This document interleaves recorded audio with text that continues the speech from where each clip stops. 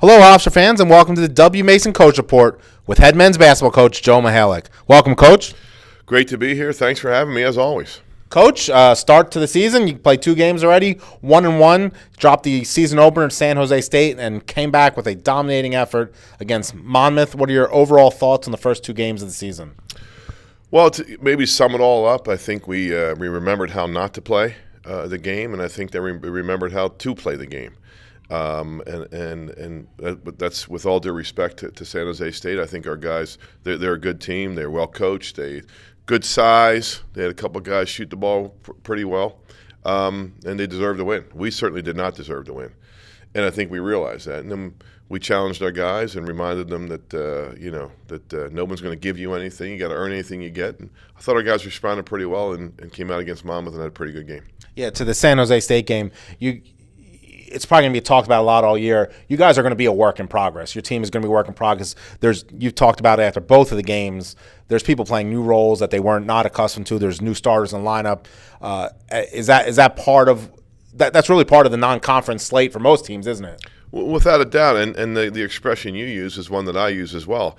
There are 350 Division I schools. There's 350 basketball teams that are a work in progress. We don't know who we are yet, and I don't know who does.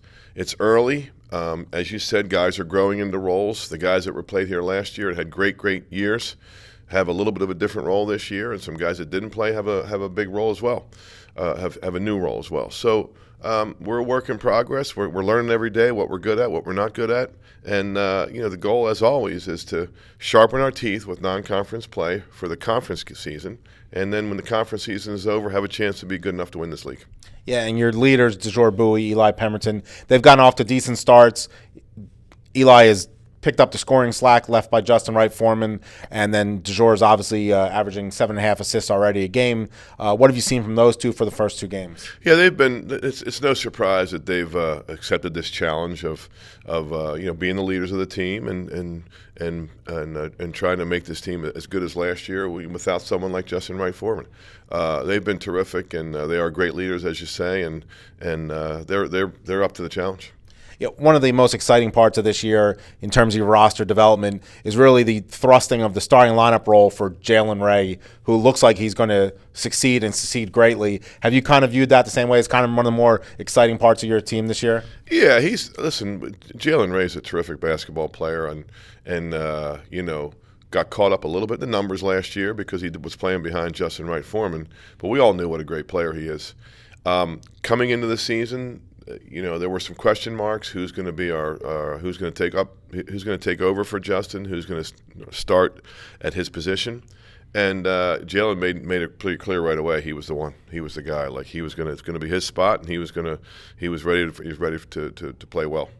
In this Monmouth game, you got a real strong rebounding effort from your entire squad, specifically from Tariq Coburn, while Isaac was really strong in the San Jose State game. Those two are going to be keys to your rebounding all season. What were your thoughts on how those two early on?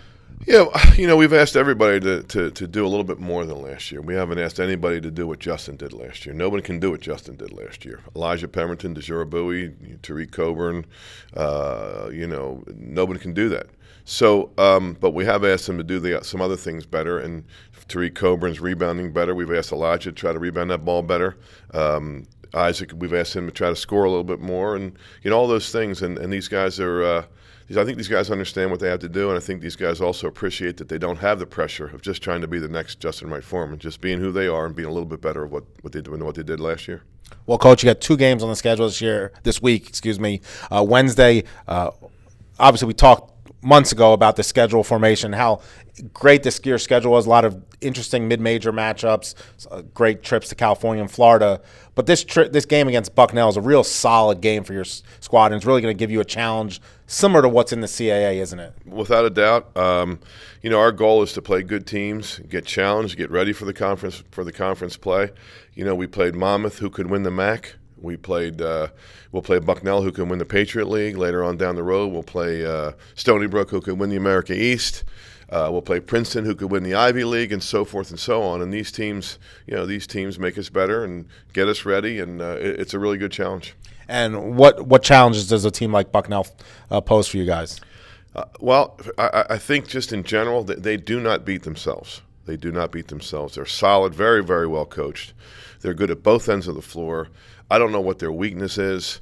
They shoot it. They take care of the ball. They move the ball. They space the floor. They're unselfish. They've got some veterans. They got some size. They will not beat themselves. Anybody that can be lucky enough to get a win over Bucknell will earn that, and will get it because they beat a good team. And then you have 2 games in 3 days. Friday back at the Max Sports Complex. You host New York Tech at 5 p.m. Nice little local rivalry. It's also a doubleheader with the volleyball team. We urge fans to go to both matches. The men's basketball 5, volleyball at 7. Your thoughts on playing a game like that against a local school like New York Tech? Yeah, I think it's neat. We've done it in the past. We've played Malloy in the past, and it's kind of cool to do that and play one of the local teams and have them come here. And we know that it'll be like a Super Bowl game for them, and that's okay. We have a new coach and don't know much about them just yet. We're still kind of focusing on Bucknell, but I also think it's cool. As you mentioned, we'll be playing. We're kind of playing a doubleheader with our terrific volleyball team. And so I've kidded Coach Emily Mansour that we're the undercard for their game against JMU. But it's kind of neat. I hope the people come to our game and the happy hour time of 5 o'clock and move on right over to the other facility and watch a volleyball game. Well, Coach, we wish you good luck. Bucknell Wednesday, New York Tech Friday. Good luck, and we'll talk to you next week. Can we give a shout-out to Simon Ridio and the championship women's soccer program? The best, the absolute best. We're all chasing him. He's the GOAT. He is the GOAT. You heard it here from Joe. We thank you for joining us again. Wednesday, Bucknell on the road. Friday, home against New York Tech at 5 p.m., followed by Hofstra volleyball at 7 p.m. on campus.